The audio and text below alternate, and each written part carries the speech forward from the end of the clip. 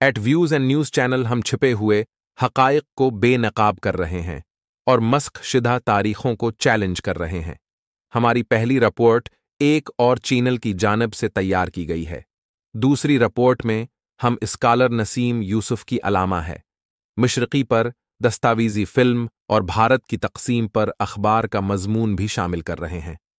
دونوں یہ ظاہر کرتے ہیں کہ پروفیسرز اور مورخین نے تاریخ کو کس طرح مسخ کیا ہے۔ مزید چھپے ہوئے حقائق جاننے کے لیے ہمارے چینل کو سبسکرائب کریں۔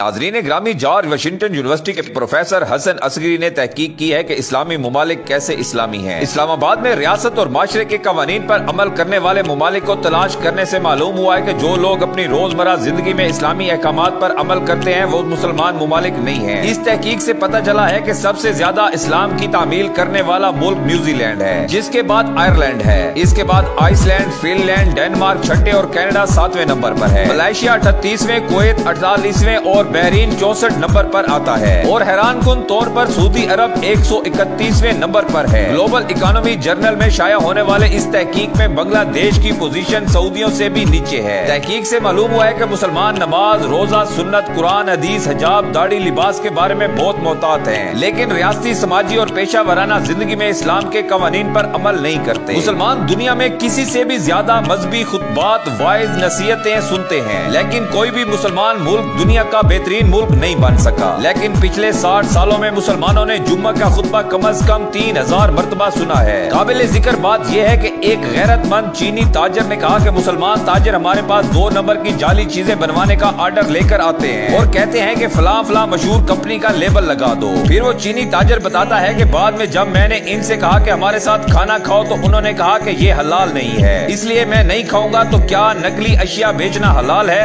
ایک جاپانی نو مسلم نے کہا کہ میں مغربی ممالک میں غیر مسلموں کو اسلام کے اصولوں پر چلتے ہوئے دیکھتا ہوں، مشرقی ممالک میں اسلام کو دیکھتا ہوں لیکن مسلمان نہیں ہے۔ اسلام صرف نماز اور روزہ نہیں بلکہ یہ زندگی گزارنے کا ایک طریقہ ہے اور دوسروں کے ساتھ رابطے اور رفاقت کا معاملہ ہے۔ جو شخص روزہ دار نماز پڑھتا ہے اور اس کی پیشانی پر نشان ہے، وہ اللہ کے نزدیک منافق بھی ہو سکتا ہے۔ رسول اللہ صلی اللہ علیہ وآلہ وسلم نے فرمایا کہ حقیقی طور پر خالیات وہ لوگ ہیں جو روزے، نماز، کثرت حج، صدقات کے ساتھ حاضر ہوں گے، لیکن بدعنوانی، مال ہتھیانے کی وجہ سے خالی ہاتھ جہنم میں جائیں گے۔ دوسروں کو حقوق نہ دینا اور لوگوں پر ظلم کرنا۔ اسلام کے 2 حصے ہیں، ایک ایمان کہلانے والے عقیدے کا عوامی اعلان اور دوسرا احسان نامی ایمان کا موضوع ہے، جو کہ صحیح معاشرتی اصولوں پر عمل کرنے سے حاصل ہوتا ہے۔ اگر دونوں پر عمل نہ کیا جائے تو اسلام ادھورا رہ جاتا ہے، جو ہر نام نہاد مسلم ملک میں ہو رہا ہے۔ مذہبی ممنوعات کی پابندی انسان کی ذاتی ذمہ داری ہے اور یہ اللہ اور بندے کے درمیان معاملہ ہے، لیکن معاشرتی اصولوں کی پابندی ایک بندے اور دوسرے کے درمیان معاملہ ہے۔ دوسرے لفظوں میں اگر مسلمان اپنی زندگیوں میں اسلامی اصولوں پر عمل نہیں کریں گے تو مسلم معاشرہ بگڑ جائے گا اور ہمارا مستقبل بے عزت ہو جائے گا۔ لارڈ برنارڈ شاہ نے ایک بار کہا تھا کہ اسلام بہترین مذہب ہے اور مسلمان بدترین پیروکار ہیں۔ اللہ تعالیٰ ہمیں اسلام پر عمل پیرا ہونے کی توفیق بھی کیسے عطا فرمائے جب ہم نے کبھی کوشش ہی نہیں کی۔ آخر میں ہماری اللہ تعالیٰ سے دعا ہے کہ اللہ تعالیٰ ہر مسلمان کو اسلام پر چلنے کی توفیق عطا فرمائے، آمین ثم آمین۔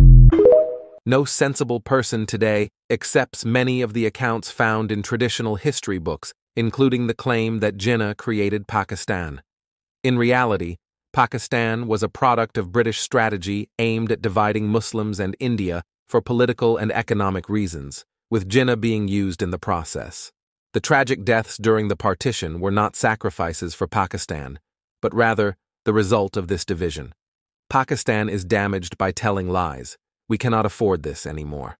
In today's era of social media, falsehoods are easily exposed. Pakistan needs a selfless and daring leader like Allama Mashriqi, who never sought the transfer of power. He believed in the strength of his nation and created an army of over 5 million Coxars. According to people who knew the Coxars in British India, the British were so scared of them that if any British officer saw even one Coxar in uniform with a spade, he would change his course. That's the kind of fear they created. If Mashriqi had not been hidden in Pakistan, people would not have spoken of domination from anywhere. In fact, it was Mashriqi who ended the British rule. Watch the documentary titled The Road to Freedom, Allama Mashriqi's Historic Journey from Amritsar to Lahore, and read the article named Allama Mashriqi's Order, 300,000 Coxar soldiers reach Delhi and the sudden collapse of British rule, both by scholar Nasim Yusuf.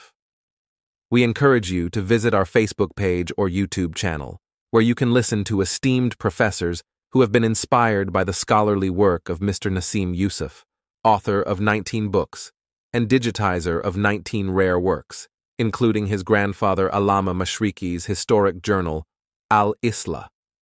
Since beginning his research in 1996, Yusuf has uncovered many hidden facts about our history that are now shaping contemporary thought. Professors are copying his revelations and presenting them as their own. Thank you for listening.